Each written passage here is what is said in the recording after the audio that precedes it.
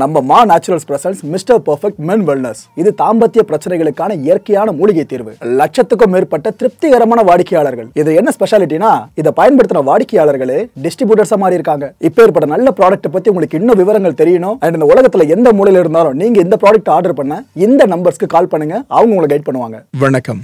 Big topic with Karthik Mayakumar. Karur துயர சம்பவம் இருக்குல்ல, இதுக்கப்புறம் நடந்துட்டு இருக்க ஒரு எஸ்கலேஷன்ஸை பத்தி தான் முழுக்க பார்க்க போற நிகழ்ச்சிக்குள்ள போலாம். இதே சிஎம் அவர்கள் இதே கரூருக்கு வந்தப்போ, ஐயா ஃபேக்ட் செக் நண்பர்களே, இந்த திமுக குடும்பத்துக்கு ஊழல் பண்ற பணத்தை எல்லாம் 24/7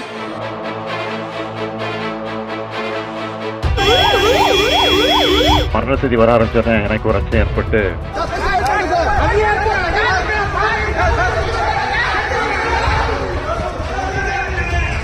இந்த நேரத்துல ஒவ்வொருவரும் எந்த மனநிலையில் இருப்பார் என்று நமக்கு தெரியாது. பட்டணப்பாக்கம். ஆக்சுவலா விஜய் சாரோட வீடு இருக்கிறது நீலாங்கரையா.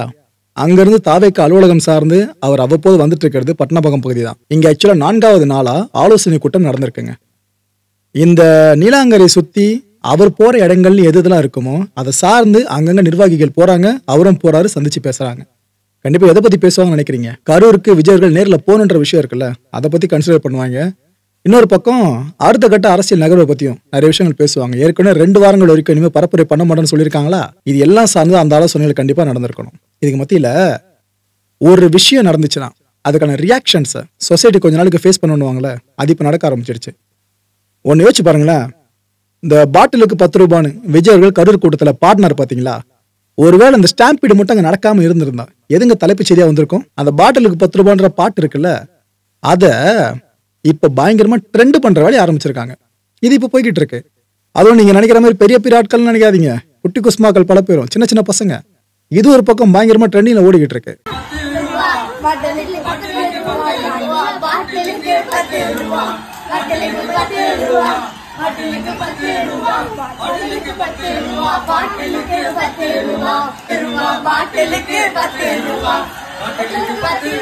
திராவிடர் கழக தலைவர் கி வீரமணி அவர்கள் இவர் இப்ப என்ன சொல்லியிருக்காரு தெரியுமா?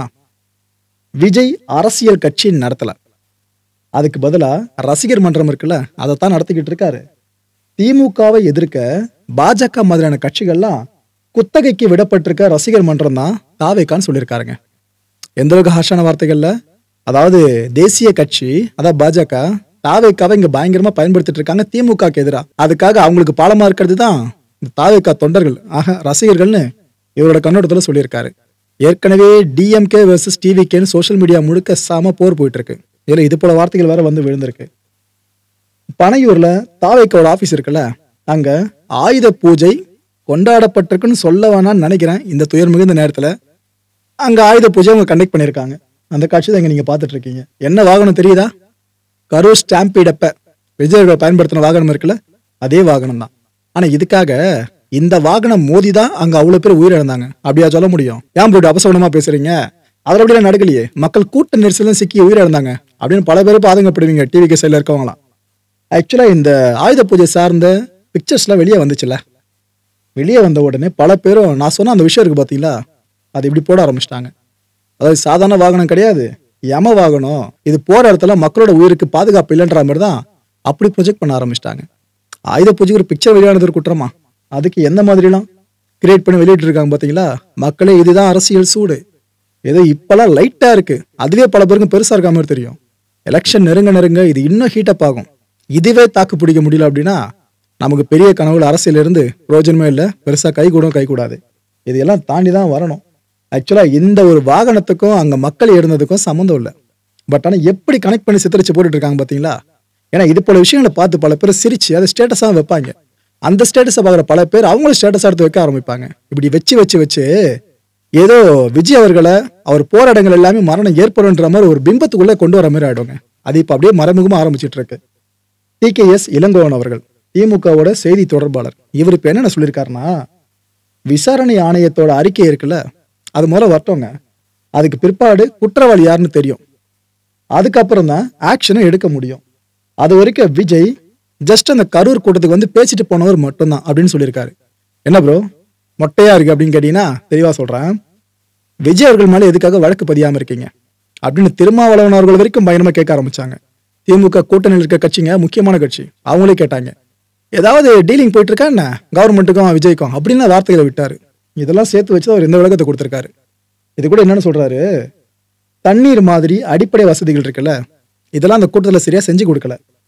இதுல தவறு இருக்குன்ற விஷயம் தெரிஞ்சதுனாலதான் இந்த டிவிக்கோட நிர்வாகிகள் இருக்காங்களே அவங்க மேல மட்டும் வழக்கு பதிவு பண்ணிருக்கோம். உதாரணத்துக்கு ஆனந்த், இவர் மேல ஆக்ஷன் எடுத்திருக்கோம். அப்புறம் அந்த ஆதவர்ஜுன் அவர்கள், இவர் பதிவு போட்டாரு, தவறான பதிவு போட்டாரு, இதுக்காக அவர் மேலே வழக்கு பதிவு பண்ணிருக்கோம். அவ்வளவுதான். விசாரணை ஆணையம் ஃபுல்லா விசாரிச்சு முடிக்கட்டும், அதுக்கப்புறம் நீங்க சொல்ற மாதிரி அடுத்தடுத்த ஆக்ஷனை பார்ப்போம்னு அவர் சொல்லியிருக்காரு. விஜய் அவர்களுக்கு எதிராக போஸ்டர் ஒட்டிக்கிட்டு இருக்காங்களே பல இடங்கள்ல, அது என்ன குறையிலங்க. நாம இந்த இஷ்யூ சார்ந்து கவர் பண்ண ஆரம்பிச்சோல, அப்பத்துல இருந்து இப்ப வரைக்கும் நம்ம வீடியோஸை பாத்தீங்கன்னா போஸ்டரை பத்தியே பல செய்திகளை சொல்லியிருப்பேன். இன்னும் இந்த போஸ்டர் ஒட்டுற விஷயம் பெருசா நடந்துகிட்டு இருக்கு. இன்னொன்னு நடந்துகிட்டு இருக்கு, ஒட்டப்படுற போஸ்டர்ஸை கிழிக்கிற வேலையும் பெருசா நடந்துகிட்டு இருக்கு, எரிக்கிற வேலையும் நடந்துட்டு இருக்கு.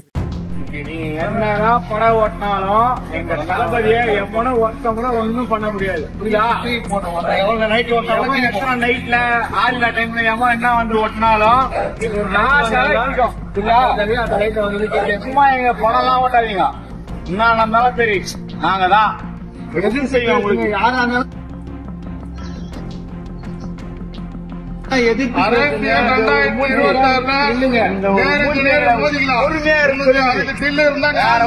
அதை மட்டும் பாருங்க.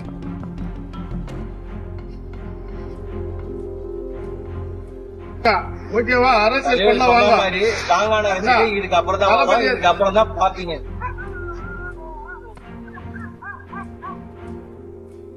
இந்த போஸ்டர் உடனே கிளிக்கிறோம்ல, இதுலயே தெரிஞ்சுக்கோங்க. இது வந்து போஸ்டர் கிளிக்கல, அவங்களே கிளிக்கிற மாதிரி பேசிக்கிதான் நாளைக்கு அரசியலுக்கு டிவிக்கு தமிழக வெற்றிக்காலம் இன்னைக்கு இந்த பணம் நாளைக்கு எங்களோட அரசியல் செம தீயா பரவும்.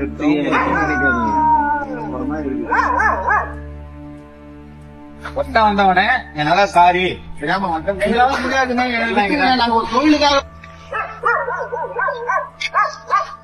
உங்களை மாரி எவனும் ஒண்ணு.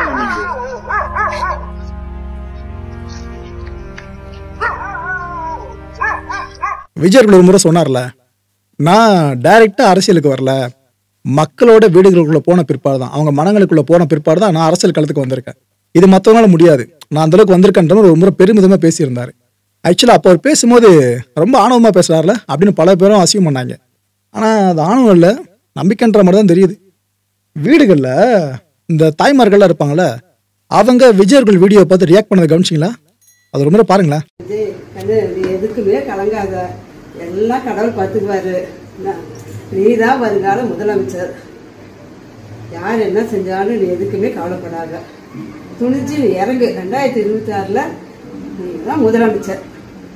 சாயிரா, அவங்க பாரு, அவங்கதான் உன்னோட முதலமைச்சர். நாங்க இருக்கோம், நாங்க சொல்ற வார்த்தைகளே பெரிய ஆறுதல் வார்த்தையா கண்டிப்பா விஜயர்களுக்கு இருக்கும், அதில் மாற்று கருத்து இல்லை. ஆனா எண்ட் ஆஃப் த டே 41 உயிர்கள் போயிருக்கா, அந்த விக்டிம் குடும்பம் பக்கம் நாம நின்றுதான் ஆகணும். இவர் தான் ஒரே பொறுப்புன்னு சொல்லல, இவரும் ஒரு காரணம்னு சொல்ல வரேன், அவ்வளவுதான். விஜயோட கவன ஈர்ப்பு சார்ந்து செருப்பை வீசி எறிஞ்சிருப்பாங்க அப்படின்னு அமைச்சர் செந்தில் பாலாஜி அவர்கள் செய்தியாளர் சந்திப்புல சொல்லியிருந்தாங்களா? ஆக்சுவலா ஒரு அசியம் தான் பண்ணியிருந்தாரு, இதான் நடந்திருக்கும் அப்படின்னு சொல்லல, அப்படி இருந்திருக்கலாங்க அப்படின்னு சொல்லியிருந்தாரு. இதுக்கப்புறமா நிறைய வீடியோஸ் வெளியே வர ஆரம்பிச்சது. எங்க செருப்பை பாத்தீங்களா, குனிஞ்சி எழுந்து அடிக்கிறாங்க. இவங்கெல்லாம் பார்த்தா தாவைக்காலங்க மாதிரி தெரியல, மேல தாவைக்கா துண்டுன்ற மாதிரி எதுவுமே அடையாளமே தெரியல. அப்பனா ஏதோ ஒரு கும்பல் தான் பண்ணிருக்கோம் அவங்க திரும்ப திரும்ப திரும்ப சொல்லிக்கிட்டு இருக்காங்க. ஆனா அரசு தெளிவா விளக்கம் கொடுத்துருச்சு, இல்லைங்க கும்பலா ஏதோ வந்து இது போல பண்றதுக்கு வாய்ப்பு இல்ல, கூட்ட நெரிசல் இது ஏற்பட்டிருக்கு அப்படின்ட்டு.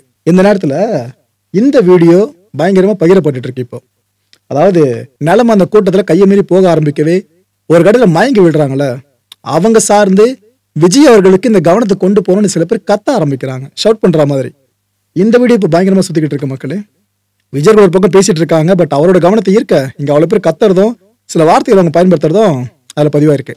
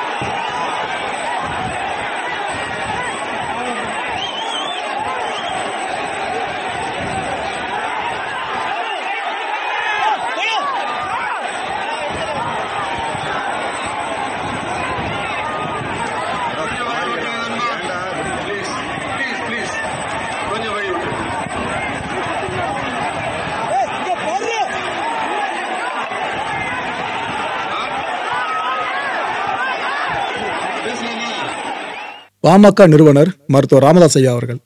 இவங்க கிட்ட கேட்குறாங்க செய்தியாளர்கள், எங்க இது போல சிஎம் தான் இதுக்கு காரணம்ன்ற மாதிரி அவர் மேலே பழி போடுற மாதிரி விஜய் அவர்கள் பேசியிருக்காரு, இதை பற்றி என்ன நினைக்கிறீங்க அப்படின்னு கேட்டாங்க. அப்புறம் என்ன சொன்னாரு, முதலமைச்சர் எப்படிங்க இதுக்கு பொறுப்பாக முடியும் அப்படின்னு கேட்டுட்டு அக்கப்போர் ஆசாமிகள் நிறைய பேர் இருக்கிறதா சொன்னாருங்க. இப்பெல்லாம் சமூக வலைதளம் பக்கம் வர்றதுக்கே மக்கள் பயப்படுறாங்கன்னு சொன்னாரு. அவர் அக்கப்போர் ஆசாமிகள்னு சொன்னதும் இது போல பதிவுகள்லாம் அப்படி மோசமா போட்டுட்டு இருப்பாங்க பார்த்தீங்களா, அவங்க சார்ந்து சொல்லியிருந்தாரு. ஆக்சுவலா அவர் இந்த அளவுக்கு சிஎம் சார்ந்து ஆதரவு கருத்து மாதிரி தான் ப்ரொஜெக்ட் ஆயிருக்கு. இதை அப்படியே ஆதரவு கருத்தா 100% வரைக்கும் இருக்கிறதா எடுத்துக்கிட்டீங்கன்னா தேர்தல் நெருங்கிறதுக்குள்ள பாமக திமுக கூட்டணி வாய்ப்பு இருக்குன்னு நினைக்கிறீங்க? ஒரு பக்கம் அன்புமணி அவர்கள் என்ன முடிவெடுக்க போறாரு தெரியல, ஆனா கட்சின்னு இவர் பின்னாடி தான் இருக்கு. ஸோ எந்த பார்ட்டியில கூட்டணி இவங்க வைக்கிறது வாய்ப்பு இருக்குன்னு நினைக்கிறீங்க? ஏன்னா இப்ப அவங்க கட்சி நிர்வாக கட்டமைப்பு இருக்கல தலைமை லெவல்ல, அதெல்லாம் அவங்க கை வைக்க ஆரம்பிச்சிட்டாங்க. மருத்துவர் ஐயா உதாரணத்துக்கு தமிழ்குமரன் இருக்கார்ல, லைக்கா ப்ரொடக்ஷன், அது சார்ந்த முக்கியமான பேரை கேள்விப்பட்டிருப்பீங்க. அவளையே இந்த கட்சியோட தலைவராக பார்க்கப்படுறாருல, அவரோட மகன், அவர் தான் இனிமே பாமகவோட இளைஞரணி தலைவர். அப்பாயின்மெண்ட் வேற யாரும் இல்லை, மருத்துவர் ஐயா அவர்கள் தான். அவர் அனௌன்ஸ்மெண்ட்டே கொடுத்துட்டாருங்க. ஸோ இந்த அளவுக்கு வேகமாக நிர்வாகிகள் சார்ந்து போக ஆரம்பிச்சிட்டாங்க. ஸோ இவங்களோட அடுத்தது எங்கே போய் இணைவாங்கன்றது மேபி உங்களுக்கே தெரிஞ்சிருக்கும்னு நினைக்கிறேன். ஆனால் அவர் இருக்கார்ல அன்புமணி ராமதாஸ் அவர்கள், அவங்க நிலைமை தான் இதுக்கப்புறம் என்னன்னு புரியல. திருமாவளவன் அவர்கள் ரீசெண்ட் டைமாக விஜய் அவர்களை பற்றி பயங்கரமாக சாடி கருத்துக்களை அதிகமாக வெளியிடுறதுல இவர் டாமினண்ட்டாக இருக்காரு. என்னென்ன சொல்லியிருக்காருன்னா, விஜய் ஆதாயம் தேட முயற்சி செஞ்சுட்டு இருக்காரு, ஹஸ்கி வாய்ஸ்ல வீடியோ வெளியிடுறாருன்னு சொல்லியிருக்காருங்க. ஆக்சுவலா அந்த வீடியோ சார்ந்து பல பேர் விமர்சனங்கள் எடுக்கிறாங்க. எங்க பொலிட்டிஷியன்ஸு ப்ராப்பரா மைக்லாம் செட் பண்ணி ஒழுங்கா வீடியோ எடுத்து போடுறாங்க. ஆனா நீங்க என்னங்க இது போல ஏதோ தனியா வீடியோ எடுத்து போடுற மாதிரி பண்ணிருக்கீங்க, இதை நாங்க நம்ப முடியா பெருசா இல்ல. ரொம்ப ரொம்ப வாய்ஸ் மஃபிள்டா கேக்குது, பெருசா கேட்கவே இல்ல. புரியுது நீங்க மன வழியில இருப்பீங்க, ஆனா சிம்பத்தியை கிரியேட் பண்ணவே நீங்க இது போலாம் பண்றீங்கன்னு பல பேரும் குற்றச்சாட்டுல அடுக்க ஆரம்பிச்சாங்க. அதுவும் சோசியல் மீடியா சைட்ல பாத்தீங்கன்னா இந்த பக்கம் இருக்கிற பார்ட்டிஸ்லாம் பயங்கரமா குற்றச்சாட்டுல அடுக்கிறாங்க. இதெல்லாம் சேர்த்து வச்சு இவர் அதை கேட்டிருக்காரு, ஹஸ்கி வாய்ஸ்ல வீடியோ வெளியிடுறாரு, இதனால அவர் சோகமா இருக்கிறதா ஆயிடுமா என்ன, திமுக தான் காரணம் அப்படின்னு 3 நாள் கழிச்சு தான் வீடியோவே போடுறாரு. விஜய் கையில மக்கள் சிக்கினா யாரும் காப்பாற்ற முடியாதுன்னு சொல்லியிருக்காருங்க. நமக்கே கொஞ்சம் கஷ்டமா தான் இருக்குல்ல, இத்தனை அரசியல் கட்சி தலைவர்கள் விஜயை கார்னர் பண்றது நமக்கு ஒரு மாதிரி தான் இருக்கு. ஏன்னா இப்பதான் அரசியலுக்கு புது வரவு நிறைய கத்துக்க வேண்டிய விஷயங்கள் இருக்கு. ஆனா அவங்களே இடம் கொடுக்குறாங்களே, அதையும் நம்ம ஒரு பக்கம் கன்சிடர் பண்ணணும். ஏன்னா விஜய் அவர்கள் எடுத்த சில முடிவுகள், இந்த லைட் ஆஃப் பண்ண விஷயமா இருக்கட்டும், இது போல நிறைய முடிவுகள், இதுல 1-2 தப்பா எடுத்துறாங்களோ இப்ப எல்லாரும் யோசிக்க வச்சுட்டாங்க. ஏன்னா இத்தனை பேர் பேசுறாங்க அப்படின்னா அந்த பக்கம் எந்த இடருமே இல்லைன்னா அவங்க பதில் ஈஸியா கொடுத்துருக்க முடியும். இன்னைக்கு உள்ளபடி இன்னொருத்தர் ரொம்ப கஷ்டமான விஷயமா இருக்கு, எல்லா கட்சிகள் சார்ந்தும் செய்தி தொடர்பாளர் ஒருத்தவங்க இருப்பாங்க. கட்சியை பத்தி யாராவது ஒருத்தவங்க நெகட்டிவா பேசினாலும் உடனே அங்க இருந்து ரியாக்ஷன் வரும். ஆனா இவ்வளவு பெரிய துயர் நடந்திருக்கு, தாவேகா சைட்ல இருந்து யாருங்க செய்தியாளர்கள் சந்திச்சாங்க? தலைவர் சந்திக்கல அப்படின்னா ஓகே, ஏதோ காரணம் சொல்றாங்க, ஏத்துக்கலாம். செய்தி தொடர்பாளர் வந்தாலும் அவ்வளோ ஆயிரக்கணக்கான கூட்டம் வந்து சேரும், பிரஸ் பீப்புள் தான் வர போறாங்க, அதே பண்ணிருக்கலாமே. எதுக்காக இந்த அளவுக்கு இடம் கொடுத்துட்டு இருக்காங்க விமர்சனங்களுக்கு தாவேகா? புரியல. ஏன்னா அவங்க இவ்வளவு இடம் கொடுத்துட்டு அதுக்கப்புறம் இவங்க அடிக்கிறாங்க, அவங்க புலம்பி பிரயோஜனமே இல்லை. இன்னொன்னு, தாவேகா சார்ந்து அவ்வளவு அபிமானிகள் இருக்கீங்களா, ஒருத்தவங்க தாவேகா பத்தி தப்பா பேசினா அவ்வளவு பேர் வந்துடுறீங்க அவங்கள திட்டுறதுக்கு. ஆனா இது போல அங்கங்க ஹோல்ஸ் இருக்குல்ல, இது அந்த கட்சி மேலோட கன்சிடர் பண்ணுதா இல்லையா? Okay right. ஆர்எஸ்எஸ் பிடியில சிக்காம இருக்கிறதுக்காக தான் ரஜினி அவர்கள் அரசியலுக்கே வராம போயிட்டாரு. ஆட்சி அதிகாரம் சிஎம் பதவி இது மேலலாம் ரஜினிக்கு மோகம் இல்லை அப்படின்னு சொல்லியிருக்காரு. இல்ல இதுல உடன்பட முடியாது, மோகம் இல்லைன்னா அப்புறம் எதுங்க அரசியல் வர அறிவிக்கணும். ஓகே, விஜய்க்கு தான் இந்த எல்லாத்து மேலேயும் ஆசை அப்படின்ட்டு திருமானனே சொல்லியிருக்காரு. அரசியலை பத்தி பேசாம திமுக வெறுப்பை பத்தி மட்டுமே தான் விஜய் எங்க போனாலும் பேசிக்கிட்டு இருக்கிறதா அவர் சொல்லியிருக்காரு. ஆர்பி உதயகுமார் அவர்கள் அதிமுக முன்னாள் அமைச்சர், இவர் என்ன சொல்லியிருக்காரு, பதற்றத்தோடு செந்தில் பாலாஜி பேசி இருக்கிறதா சொல்றாரு. ஆக்சுவலா செந்தில் பாலாஜி ரொம்ப கூலா பிரஸ் பீப்புளை ஹேண்டில் பண்ணதா தான் ஒரு பெரிய டாக் இருந்துச்சு. அதை முதல்ல உடச்சி பேசுறவரை இவருன்னு எடுத்துக்கலாம், பதற்றத்தோடு தான் பேசினதா சொல்றாரு. அதாவது உள்ளுக்குள்ள அவ்வளவு பதட்டத்தை வச்சுக்கிட்டு வெளியே கூலா இருக்காம நடிச்சிருக்கிறதா தான் இதுக்கு பொருள்படுது. அமைச்சர் என்னதான் சொல்ல வராருன்னு யாருக்குமே புரியலன்னு இருக்காருங்க. செந்தில் பாலாஜி சொன்ன விளக்கங்கள் இருக்குல்ல, அது கன்க்ளூஷனா அவர் சொல்ற விஷயம் இதுதான். விசாரணை ஆணையத்தை அமைச்சிட்டீங்க, ஆனா எல்லாத்தையும் நீங்களே சொல்லிக்கிட்டு இருக்கீங்க, இதெல்லாம் அந்த ஆணையத்தை அவமதிக்கிற செயலா உங்களுக்கு தெரியலையாங்க அப்படின்னு கேட்டிருக்காரு. இது பல பேர் கேட்கிற ஒரு கேள்வியா தான் இருந்துகிட்டு இருக்கு. இதுக்கு நடுவுல இந்த பர்சன் பேர் வேல்முருகன், கள்ளக்குறிச்சி இருக்குல்ல, அங்க தாவேகா ஒன்றிய செயலாளரா இருந்தவரு, இப்பயும் இருக்காருதான் நினைக்கிறேன். இந்த டிவிகேல மட்டும் நிர்வாகிகள்னு ஒரு லிஸ்ட்டை போட சொன்னா எத்தனை பேர் உங்களுக்கு தெரியும் நினைக்கிறீங்க? இதுதான் அந்த கட்சிக்கு இருக்க பெரிய டிராபேக். இது அவங்க முதல்ல சரி பண்ணணும். இந்த மாதிரி பர்சன்ஸ் பேர்லாம் அப்ப மக்களுக்கு தெரிஞ்சிருக்க வாய்ப்பே கிடையாது. இதுக்கு முன்னாடி என்ன பண்ணாரு, விஜய் அவர்களை கடுமையா சாடி வீடியோ போட்டிருந்தாருங்க. சாடி இப்ப அதே பர்சனல் வீடியோ போட்டிருக்காப்ல. இது முன்பு, இது இப்போது. இதுல என்ன சொல்லியிருக்காரு, இல்லைங்க நான் அப்ப வந்து ரொம்ப உணர்ச்சி வசப்பட்டு தப்பா பேசிட்டேன், நான் சொன்னது ரொம்ப தவறான கருத்துக்கள் இப்பதான் புரியுது, நிர்வாகிகளை பத்தி நான் அப்படி சொல்லியிருக்க கூடாது, அவங்கள பத்தியும் அதெல்லாம் தப்புங்க அப்படின்னு சொல்லியிருக்காரு. அங்கங்க திருத்திட்டு முடிச்சுக்கிட்டே சொல்லியிருக்காரு. ஆப்போசிட்ல யாரும் இருக்காங்களா, பக்கவாட்டில் யாரும் நிக்கிறாங்களா, கடவுள் தான் வெளிச்சம். இந்த அளவுக்கு மனமாற்றம் வந்தது ஏதோ இயற்கையா வந்த மாதிரிலாம் தெரியல. ஒரு முகத்தை பார்த்தா வர வச்சிருக்க மாதிரி தான் இருக்கு. மக்களே, இந்த கான்டென்ட்டை பொறுத்த வரைக்கும் மனசு ஒரு வினாதா இருக்கு. முடிஞ்ச அதுக்கான பதில்களை கீழே கமெண்ட் செக்ஷன்ல கமெண்ட் லீவ் பண்ணுங்க. விஜய் இனியும் தனிச்சே இருக்கணுமா, இல்லைனா கூட்டணிக்கு காய் நகர்த்தணுமா? ஏன்னா அவருக்காக பேச அதிமுக பாஜக தான் வருது, வேற எந்த கட்சியும் வரல இவருக்கா பெருசா பேசுறதுக்கு. ஆனால் பகச்சு வச்சிருக்கிறது அந்த 2 கட்சிகளையும் தான். இதுக்கப்புறமா தன்னால தனிச்சு நின்று திமுக எதிர்க்க முடியும்ன்ற நம்பிக்கை விஜய் அவர்களுக்கு இருக்குன்னு நினைக்கிறீங்களா? அப்படி அந்த நம்பிக்கையோட கடைசி வரைக்கும் தனியாவே நிக்கிறாருன்னா அது எலெக்ஷன்ல இவங்க ஜெயிக்கிறதுக்கு வழிவகுக்குமா, இல்ல அதிமுக பாஜக அலையன்ஸ் இருக்குல்ல அது தோத்து திமுக ஜெயிக்கிறதுக்கு வழிவகுக்குமா? அடுத்த நிகழ்ச்சியை சந்திக்கலாம். நன்றி, வணக்கம். வணக்கம் மாயம் ஸ்டுடியோஸ் நண்பர்களே. மாயம் ட்ரெண்ட்ஸ் அப்படின்ற ஒரு புதிய ஃபேஸ்புக் பேஜை ஓப்பன் பண்ணியிருக்கோம். நீங்கள் யூடியூப்பில் பார்த்துட்டு இருக்கீங்களா நம்மளோட கான்டென்ட்ஸ்லாம். இதெல்லாம் விட ஒரு படி மேலே ரொம்ப கிறிஸ்பாகவும் ரொம்ப சூப்பராகவும் நிறைய கான்டென்ட்ஸ் உங்களுக்கு இந்த பேஜில் காத்துட்ருக்குங்க. ஸோ உடனடியாக ஃபேஸ்புக் பிளாட்ஃபார்ம் போங்க, மாயம் ட்ரெண்ட்ஸ்னு டைப் பண்ணி சர்ச் பண்ணி நம்ம பேஜை ஃபாலோ பண்ணுங்கள். அப்படியே நம்ம சேனலையும் நீங்கள் சப்ஸ்கிரைப் பண்ணிட்டீங்க அப்படின்னா இன்னும் நிறைய புது கான்டென்ட்ஸை உங்களுக்காக ப்ரொடியூஸ் பண்ணி கொடுத்துக்கிட்டே இருப்பாங்க. நீங்கள் பண்ணுற ஒவ்வொரு சப்ஸ்கிரிப்ஷனும் எங்களுக்கு பெரிய மோட்டிவேஷனாக அமையும்.